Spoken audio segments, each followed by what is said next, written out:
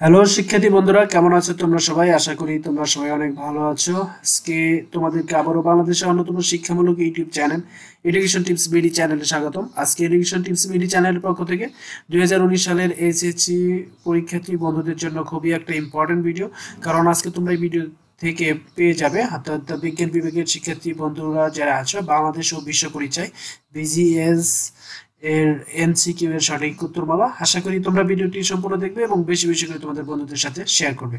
আজকে আমি 2019 সালে ঢাকা বোর্ডের বাংলাদেশ ও বিশ্ব পরিচয় সেট ঘ অর্থাৎ ঘ সেটের উত্তরমালা আমি তোমাদেরকে এখানে দিয়ে দিচ্ছি, এবং আমি সবগুলো প্রশ্ন বলে সাথে উত্তর বলবো, যেন তোমরা অন্যান্য সেট যাদের রয়েছে তারা প্রশ্নের সাথে মিলে অ্যান্সারটা মিলাতে পারো। অর্থাৎ যেহেতু ঘ সেট বলবো, ঘ সেটের সিরিয়াল অনুসারে আমি বলছি, কিন্তু প্রশ্নগুলো তোমরা তোমাদের যে সেট রয়েছে সেই সেটের সাথে প্রশ্ন মিলিয়ে দেখবে।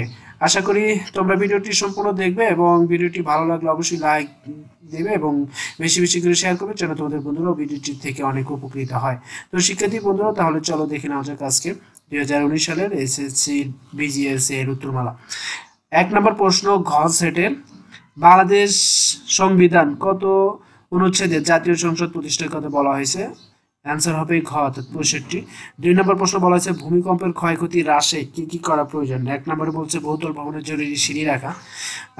2 নম্বরে বাড়িতে প্রতি সদস্যের জন্য হেলমেট রাখা। 3 নম্বরে ন্যাশনাল বিল্ডিং কোড মেনে চলা। তিনটাই সঠিক অর্থাৎ 2 ঘ নম্বর অ্যান্সার হবে। 3 নম্বরে বলা হয়েছে একটা উদ্দীপক এখানে দেওয়া আছে, উদ্দীপক থেকে বলা হয়েছে দেশটির জিএনপি কত ইউএস ডলার? অর্থাৎ 3 নম্বর অ্যান্সার হবে গ নম্বর অর্থাৎ 24,600 কোটি টাকা। এই উদ্দীপক থেকে 4 নম্বর প্রশ্নেরও উত্তর দেওয়া হবে। বলছে উদ্দীপকটির দেশটিতে মোট জনসংখ্যা 12.3 কোটি হলে দেশটির ক্ষেত্রে কোনটি সঠিক হবে? দেশটির ক্ষেত্রে ভারী শিল্প প্রয়োজনের তুলনায় অপ্রতুল, বৈদেশিক নির্ভরতা ক্রমশ নিম্নমুখী হবে, শিক্ষাক্ষেত্রে সরকারি সুযোগ বৃদ্ধি পাচ্ছে। তিনটাই সঠিক অ্যান্সার হবে অর্থাৎ 4 ঘ নম্বর। 5 নম্বরের প্রশ্ন বলা হয়েছে বিনা জামানতে ঋণ দেয় কোন ব্যাংক? বিনা জামানতে ঋণ দেয় হলো গ্রামীণ ব্যাংক অর্থাৎ খ নম্বর। 5 খ নম্বর অ্যান্সার হবে। 6 নম্বর প্রশ্নে বলা হয়েছে ব এর জমিতে ফসল উৎপাদন কমে যায় কারণ গত বছর বন্যায় লবণ পানি তার জমির উর্বর শক্তি নষ্ট করে, যার ফলে ব জীবন বাঁচাতে পরিবারের নিয়ে শহরে চলে আসে। ব এর এলাকায় সামাজিক পরিবর্তনের কোন উপাদানটি কার্যকর হবে? প্রাকৃতিক অর্থাৎ খ নম্বর। তার মানে 6 এর অ্যান্সার হবে খ। 7 নম্বর প্রশ্নে বলা হয়েছে র এ পৈতৃক সূত্রে প্রাপ্ত অর্থ দিয়ে একটি ব্যবসা শুরু করে ব্যবসায় অনেক লোক কাজ করে, বছর শেষে র এর আয়ের যে অংশ পাবে তাকে অর্থনীতির ভাষায় কি বলা হবে? মুনাফা অর্থাৎ 7 গ নম্বর অর্থাৎ মুনাফা হবে। 8 নম্বর উপজেলা ব্যবস্থা প্রবর্তন করা হয় কত সালে? অর্থাৎ 8 খ নম্বর 1985 সালে। এরপরে 9 নম্বর প্রশ্নে বলা হয়েছে 1937 সালে মোহাম্মদ আলী জিন্নাহ মুসলিম লীগের দাপ্তরিক ভাষা উর্দু করার প্রস্তাব করলে কে এর বিরোধিতা করে? শেরে বাংলায় কে? ফজলুল হক অর্থাৎ 9 খ নম্বর অ্যান্সার। 10 নম্বর প্রশ্নে বলা হয়েছে ভূ অভ্যন্তরীণ গঠন উপাদানের ভিত্তিতে কেন্দ্রমণ্ডল কি নামে পরিচিত? নাইফ NIFE নাইফ অর্থাৎ 10 ঘ নম্বর অ্যান্সার। 11 নম্বর প্রশ্নে বলা হয়েছে HIV চুক্তিকাল কত মাস? অর্থাৎ HIV ভাইরাসটা চুক্তি অবস্থায় থাকে 6 থেকে 7 মাস। 12 নম্বর প্রশ্নে বলা হয়েছে দাদা দাদা বাবা নাতি এই 3 প্রজন্ম তাদের স্ত্রী ভাই সন্তানাদি নিয়ে একত্রে বাস করলে কি ধরনের পরিবার হবে?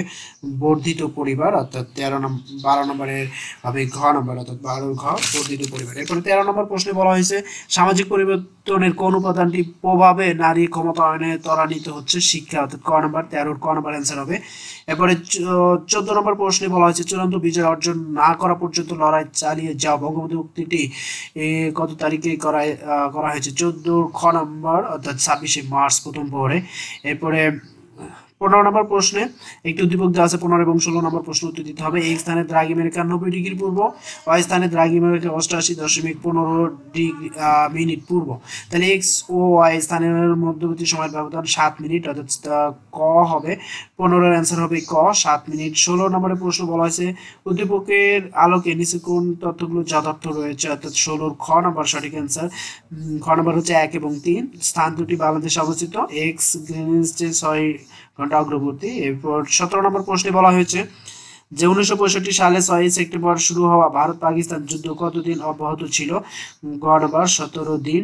পরশুর বাংলাদেশে কোন অঞ্চলে অবস্থিত? অর্থাৎ 18 গ দক্ষিণ পশ্চিমাঞ্চলে। এরপরে 19 নম্বর প্রশ্নে বলা হয়েছে আইয়ুব খান মৌলিক গণতন্ত্রের মাধ্যমে নির্বাচিত করার ব্যবস্থা করেন 19 ক রাষ্ট্রপতি ও জাতীয় পরিষদের পরিষদের সদস্য।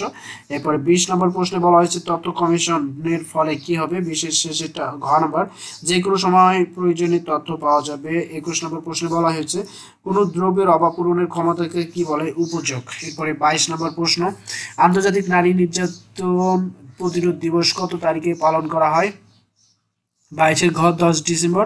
23 নম্বর প্রশ্ন ইউএনডিপি টেকসই উন্নয়নের কয়টি লক্ষ্যমাত্রা নিয়ে কাজ শুরু করেছে? 16টি। অর্থাৎ 23 গ নম্বর 16টি। এরপরে 24 নম্বর প্রশ্নে বলা হয়েছে সরকার ও জনগণ সেতুবন্ধন রচনা করে কে? অর্থাৎ 24 হবে গ রাজনৈতিক দল। অর্থাৎ রাজনৈতিক দল সরকার এবং জনগণের ভিতরে সেতু বন্ধন সৃষ্টি করে। তাহলে 25 অ্যান্সার হবে গ। 24 হবে গ। 24 গ রাজনৈতিক দল।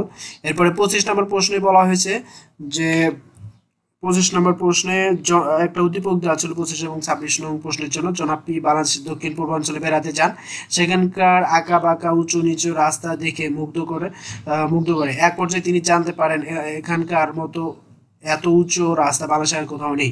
জনাব পি এর ভ্রমণকৃত এলাকার ভূমিরূপ কিরকম? টারশিয়ারি যুগের। অর্থাৎ 25 ক হবে। এরপরে 25 ক।